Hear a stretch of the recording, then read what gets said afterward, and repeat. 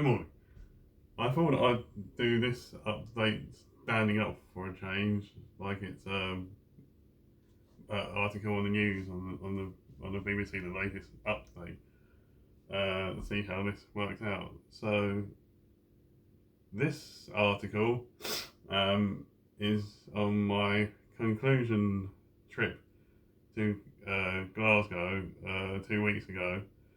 I went to see the Stranglers in Kelvingrove Park on the 5th and the 6th of June, and then on the Sunday, 7th of June, the Damned announced they'll be playing at the same place. So I thought I'd make a long weekend of it and do the whole thing. My year with the Damned started rather slow, it has to admit, because they released the covers album they did, Not on This Earth. I missed all the signings because it's like, how many times do you need their autograph? Really, I've got Dave Vanian's autograph about 4 times. I've got Captain Sensible's autograph about 4 times. I've got Rat Scabies' autograph 3 times. I mean, I think I'm missing Paul Gray, and I missed the concert they did in Manchester, the covers concert. So the first time I saw the band was on their 50th anniversary at Wembley Arena. That was my 25th band gig. Always rather suspect of the concert at that place, because it's the acoustics are much to be questioned, but it was really, they're always really good. Captain was rather funny. He said he preferred the Hope and Anchor to it, and it was a bit like a Concrete Jungle. So I thought, I'm not going to let that be my only damn trip of the year.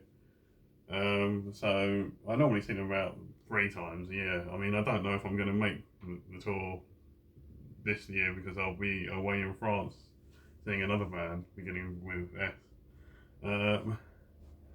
So this concert came up, and I thought I'd book my ticket for it, and I'll go along.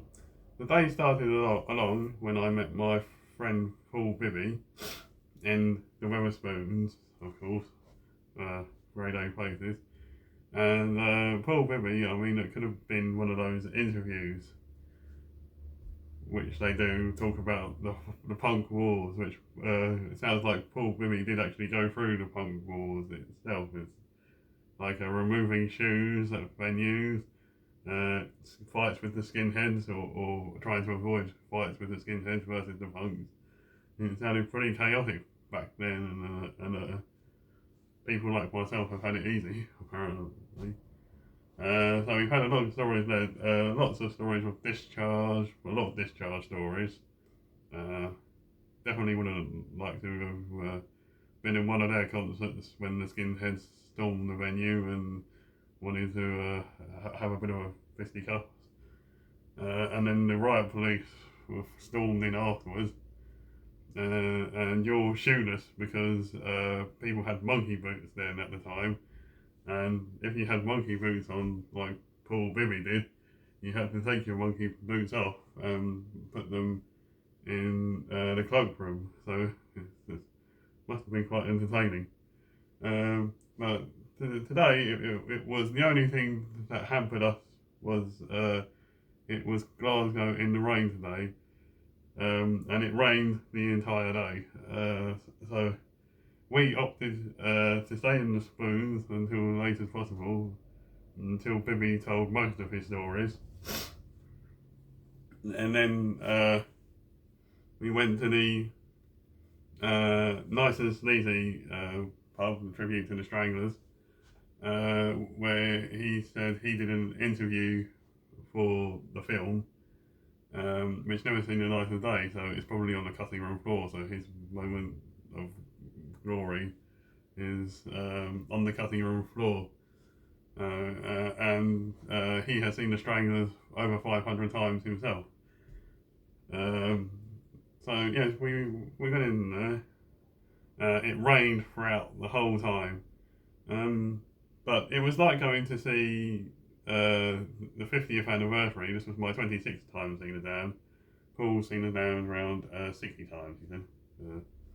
He's in his 60s, I'm in my 40s. And it was rain. It was outside, so it was raining the whole time. It was even better than the sort of. Well, it didn't have the massive video screen that Wembley had, and it didn't have all the sort of like everything in Wembley had. It was a very small scaled down version of Wembley, but it was like seeing the Wembley concert in a much smaller setting, which and it was probably better than Wembley. Was it better than Wembley? I always like these smaller concerts because you're always like you're always more up closer, whereas Wembley's you're a bit farther away. With these 2,500 capacity venues, you're always in the damn places. But they came on and Dave Vanian looked his great self. Captain Sensible was Captain Sensible. I mean, he kept the slacking off Phil Collins and things like that to a minimum today, which I was rather a bit disappointed. But like with Wembley, they started off with Street of Dreams, which is from the Phantasmagoria album. It's always a good one to come out with. And then, like with Wembley, it was Wait for the Blackout, History of the World. Funny thing, when once he was playing the keyboards, the rain was coming down, so he had like at first he had a towel over his head, which made him look like Beavis, the great Cornelio. But then he got like an umbrella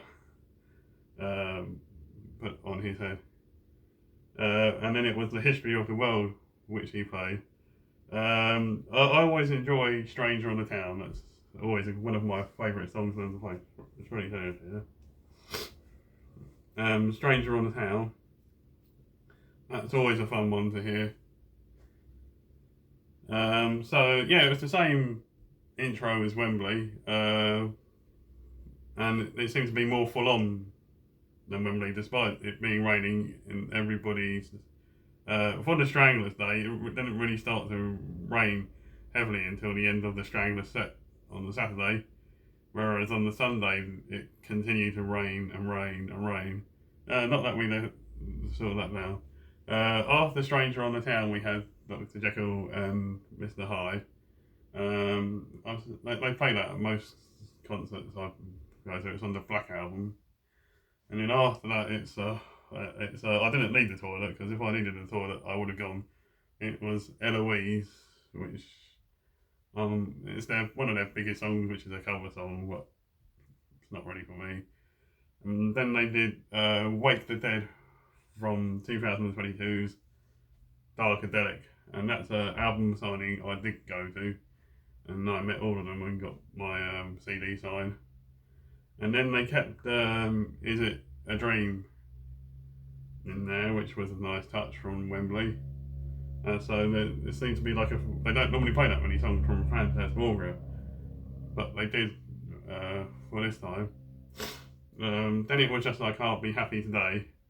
When the keyboard solo comes into play, Dave Vanian and Captain Sensible always like surround Monty and trying to put him off playing the keyboard solo, which has its humorous parts.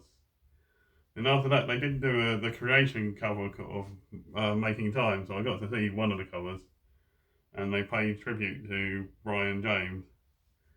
And then after that, it was Captain's turn from his vocal for the set. Dave Vanier said, "I'm not singing for this one, so I'm going to sit down in the back here."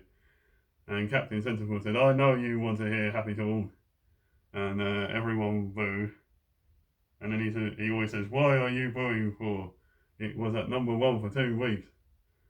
But anyway, they played "Life Goes On," which is on Strawberries again. So that's my favourite Damned album. So I always like hearing songs from Strawberries. I would like to hear "The Pleasure and the Pain" at one point. Then it's usual. It goes into the love song, and the second time around with the glitter beat drums. And then the funny thing about the fan club, we were standing in the pissing rain, which Dave made a point about it. I do like fan club, but it's like one of those, it's like live songs that always come across great. It's just like a simple song, but it's brilliant punk song. They play Nasty, which they played at Wembley. And then after that, one of my favourites of theirs. I was in the toilet at the time, so I missed the start, but I did need the toilet this time because the rain made me need the toilet. I mean, Disco Man. Disco Man's always a fun song. Like Captain or Sensible always says, um, "You know what the most popular music genre in 1977 was? No, it wasn't punk. It was disco." And he said, "Do you like disco?" And then he doesn't get much, I said, of a response from the crowd. And he says, "Do you like disco? I'm asking you a question." And then Dave Vanian does his impression of Staying Alive by Upper, which is always funny. And he said, "This is Disco Man." So luckily I finished it, the toilet, just before the song started. And I was in the wash pit for that one. That was the highlight. It's always the highlight of the whole set. One of the highlights of the weekend for me. It's a fantastic song. And then after that, they played Ignite, which obviously includes the crowd participation bit.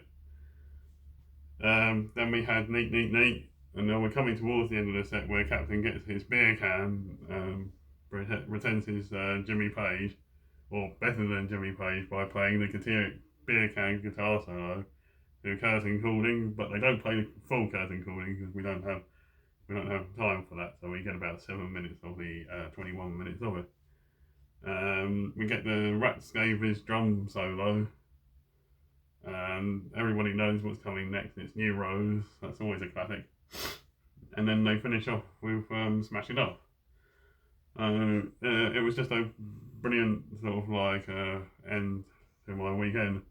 I'm not too sure if I'm going to get to see them again this year. I mean, I'll try to. I mean, they've got this thing with the Hollywood Vampires, so they'll be supporting through that one. But and those ticket prices aren't down ticket prices; they're Hollywood Vampire ticket prices. Then for the UK tour, as I said, I will be in France seeing another band starting with S and finishing with S. I'll try and see them again at some point. But if that's the last time I've seen them this year, I'm sure they'll be doing something next year. And it was. I enjoyed Wembley for the 50th because I went to the 40th and I went to the 35th. But what do I enjoy the 50th? I thought the 40th at the Royal Albert Hall was far more of a selective. It was far longer than Wembley, but obviously they're 10 years younger than they were now. But they're still really good live. They're always an excellent live act. It's brilliant. They've got Rat on the back on the drums now, so you can see. Say you've seen Rat Scabies. I've seen them about 4 times with them now. I'll try and get to another one this year. So that was this update. The Dams at Kelvingrove Park. I'll give it well 10 out of 10, I suppose. If you can get to see them on the next tour, I advise you go. Okay, over now.